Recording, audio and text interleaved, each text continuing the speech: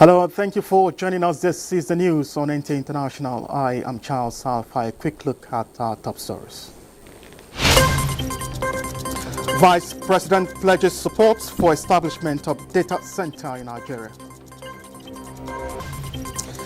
A trial of leader of proscribed indigenous people of Biafra, Nnamdi Kanu, commences before new judge. And Heathrow's airport reopens after a fire outbreak leading to temporary shutdown.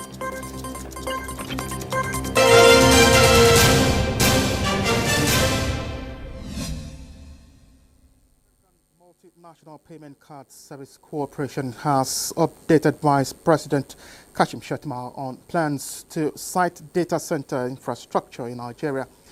This is in addition to its investments of more than $1 billion in the country, including a technological partnership to bolster digital payment solutions, a $200 million investment package, and a partnership with Thrive Agric to empower smallholder farmer and enhance food security in Nigeria. State House correspondent Abdurrahman Jibrila reports that Vice President Shettima assured the US-based cooperation team that the patronage and partnership with Nigerian government will continue to grow by leaps and bounds. He applauded them for investing in Thrive Agriculture, noting that the administration of President Tinubu is quite passionate about repositioning the agricultural sector, which is one of the primes in the administration's 8-point agenda.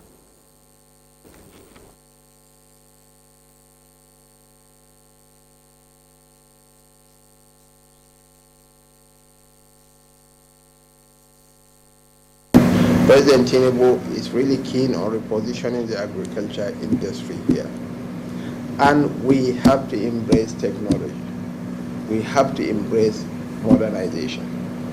If we want to improve on agriculture, we have to embrace modernity.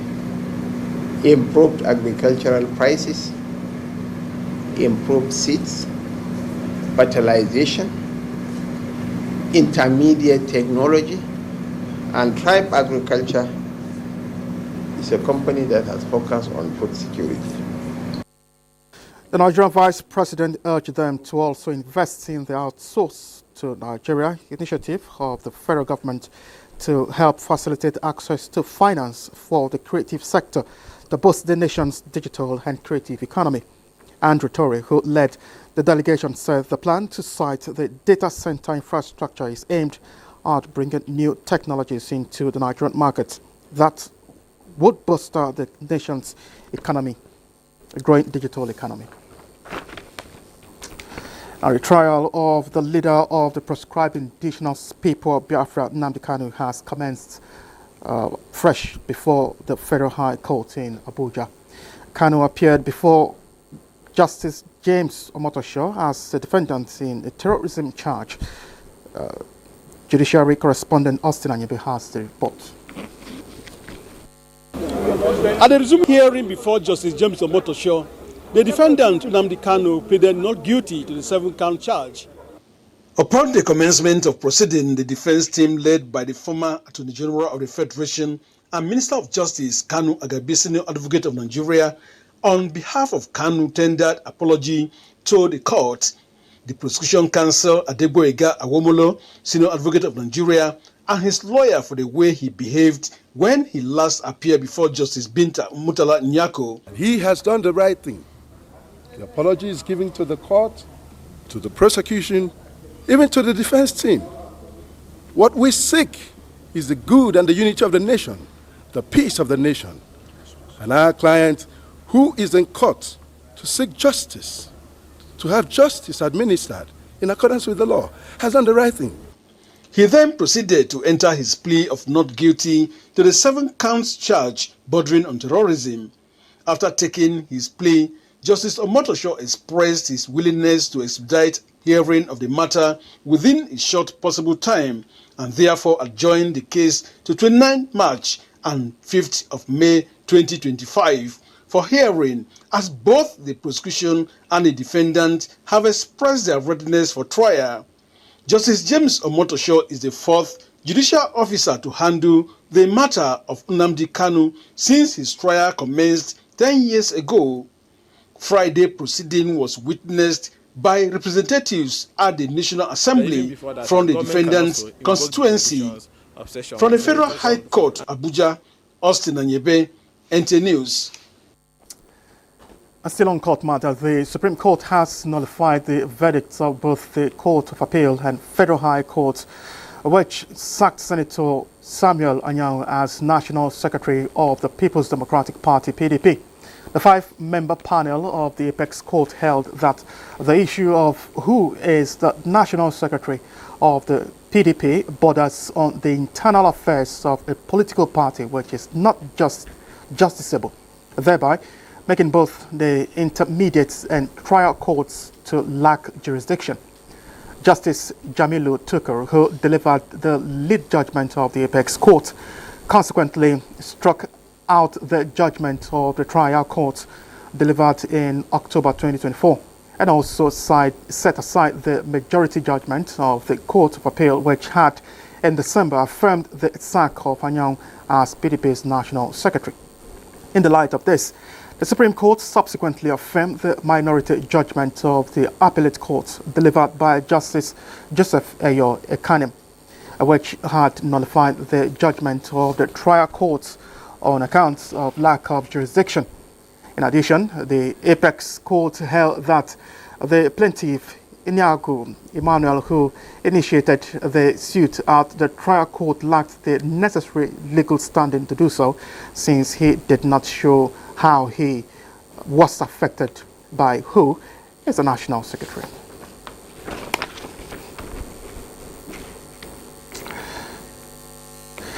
Now, the Heathrow Airport has been reopened, and Britain's Heathrow Airport was shut down on Friday after a huge fire at a nearby electrical substation wiped out its power, disrupting flight schedules around the world.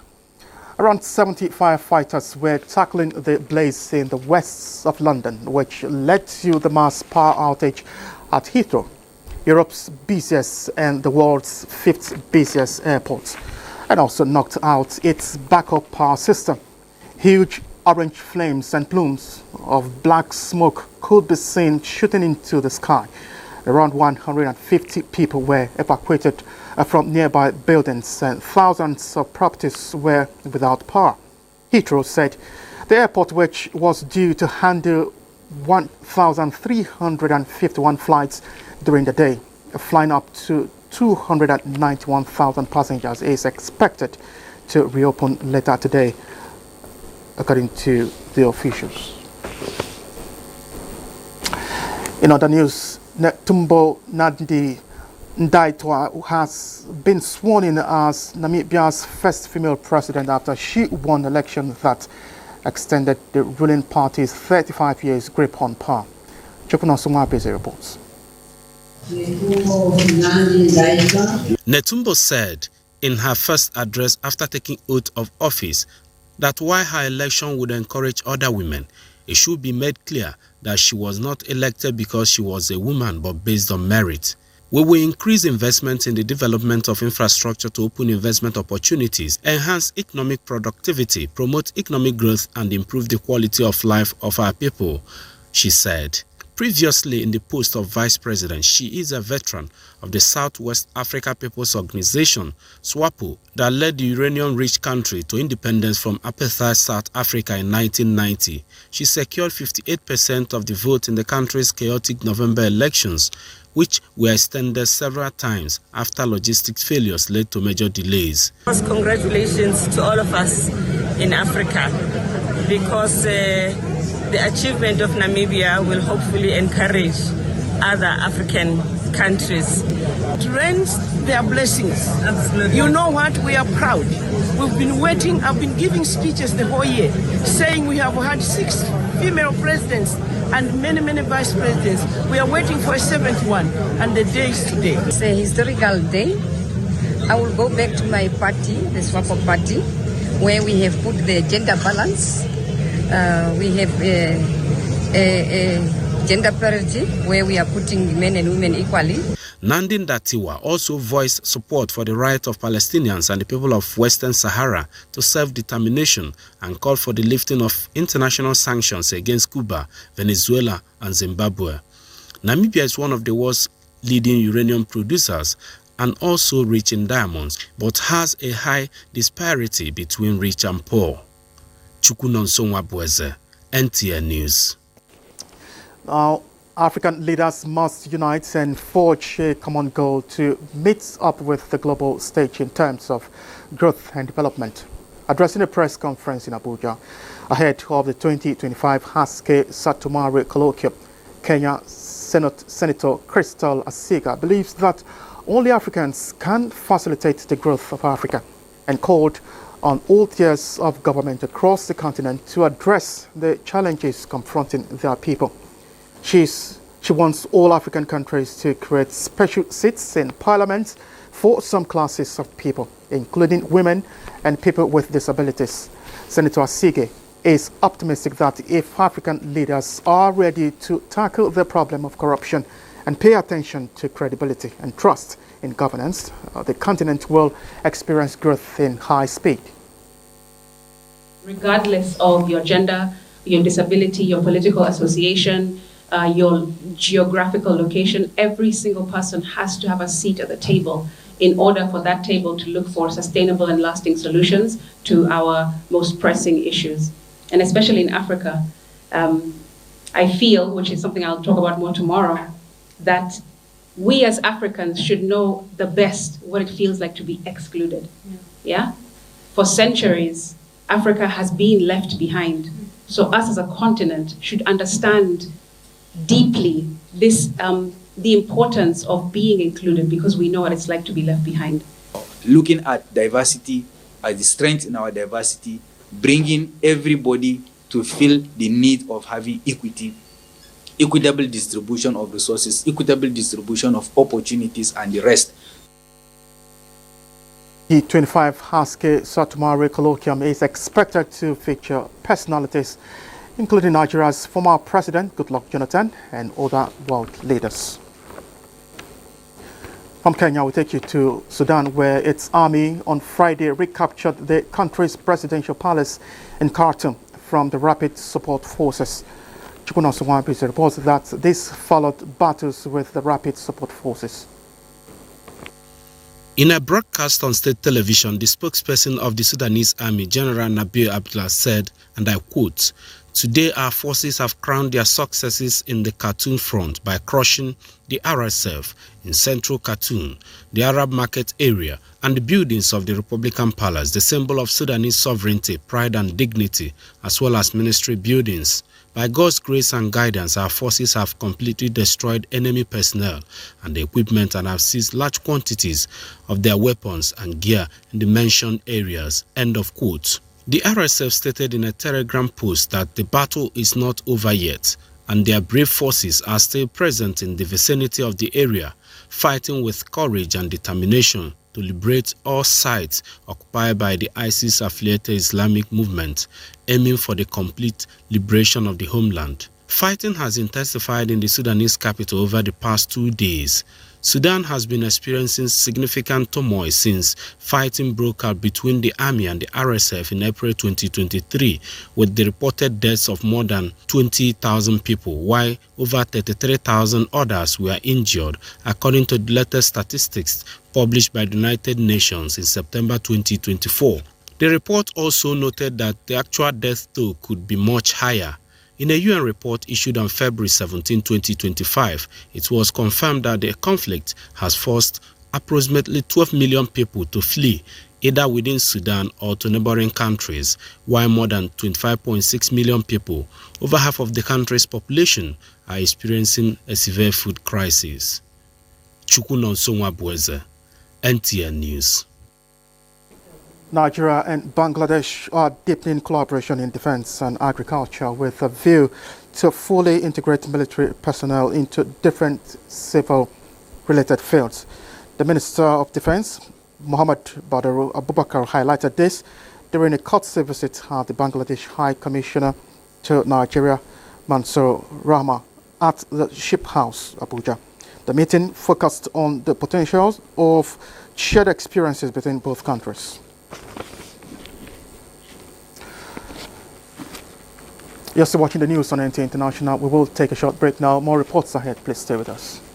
Thank you for staying with us. The federal government has solicited the support of religious leaders in promoting the Clean Nigeria campaign, Use the Toilets, and open defecation in the country. Minister of Water Resources and Sanitation, Professor Joseph Hutsep, made the call when he led management staff on an advocacy visit to the National Mosque, Abuja.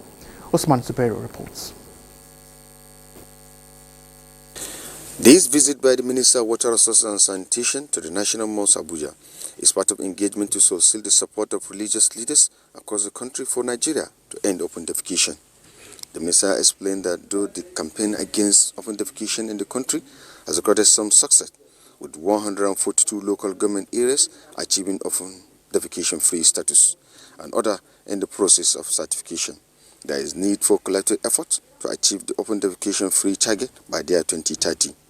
He said the advocacy to religious leaders identified as part of the critical stakeholders to scale up the campaign and educate Nigerians on the health implication of open defecation. And that behavioral change of our people by using these toilets. And then our stakeholders, our followers that worship with us, will let them have an idea of this message. Responding, the Mushrid of National Mosque Abuja, represented by Professor Muhammad Kabir Adam, said in Islam, you can be a true believer if you are not practicing cleanliness. He expressed appreciation to the minister for embarking on the crusade to save lives and promote personal hygiene, assuring of their readiness to take the campaign to all mosques across the country. National Mosque, to ease this issue, we make a provision of toilets and ablutionary facilities for at least 300 people at a time. This advocacy by the minister will be extended to other critical stakeholders across the country. In Abuja, Usman Zubairu, NTAi News. The Nigerian Air Force has intensified airstrikes against terrorists strongholds in the northeast and northwest regions. According to Group Captain Kabiru Ali, Deputy Director of Public Relations and Information, precision-guided air interdiction missions were conducted on fortified hideouts in Chiralia, Graza, Uwe, and Zango Hill, eliminating numerous insurgents and crippling their networks. In response, NAF attack aircrafts executed a precise assault, destroying enemy structures and eliminating terrorists attempting to escape. A subsequent operation targeted Graza and Uwe, both notorious hideouts in the Mandara Mountains and Sambisa Forest, where extremists later were indoctrinating fighters.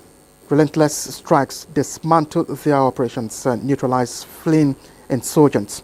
In the northwest, the air component of Operation Hadarin Daji carried out a major assault in Zango Hill, Katsina State, in coordination with ground troops. SISR Mission identified armed bandits entrenched in the rock terrain, prompting a swift NAF airstrike. Precision bombardment devastated enemy positions, and helicopters provided close air support, neutralizing criminals and preventing their regrouping. In line with the renewed hope agenda on security, the federal government has commenced the revitalization of defense industry cooperation. And in this report, defense correspondent highlights the implication on the ongoing drive to further secure the nation. A safe and secured environment is critical to the provision of dividends of democracy. This informs the present administration's decision to place premium in combating terrorism in the northeast, banditry in the northwest, and secessionist agitation in the south-south. To enhance the provision of arms and needed platforms, in November 2023, President Bola Tinubu signed the DICON Act to promote indigenous production of military hardware in line with the local content policy.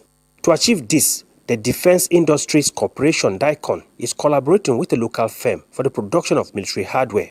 To enhance security in line with the Dakon Act 2023 and also the President's renewed hope agenda on security. We will be assembling drones, unarmed aerial vehicles, unmanned aerial vehicles, 4x4 vehicles, 6x6 armored personnel carrier, and mine-resistant ambush-protected vehicles. With emphasis on local content, the firm says the initiative will cut capital flight by providing defense equipment, thereby promoting economic growth.